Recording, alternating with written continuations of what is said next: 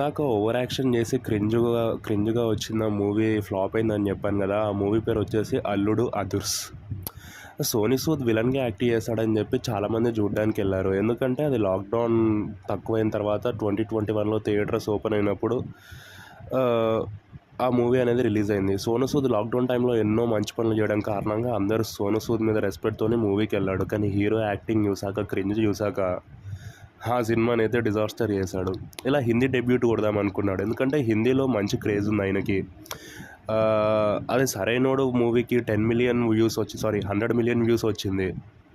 దాని తర్వాత సెకండ్ ప్లేస్‌లో 'జై జానకి నాయక' ఆయన ఫిల్మ్ ఏదైతే తెలుగులో రిలీజ్ అయ్యి ఫ్లాప్ అయిందో, ఆ సినిమా హిందీలో సెకండ్ ప్లేస్‌లో 100 మిలియన్ వ్యూస్ వచ్చింది. సౌత్‌లో ఆడనిది నార్త్‌లో ఆడుతుందని చెప్పేసి 2005లో వచ్చిన 'ఛత్రపతి' మూవీని రీమేక్ చేసి 2023లో రిలీజ్ చేశాడు. అట్టర్ ఫ్లాప్ కాదు కదా! డిజాస్టర్ అయింది.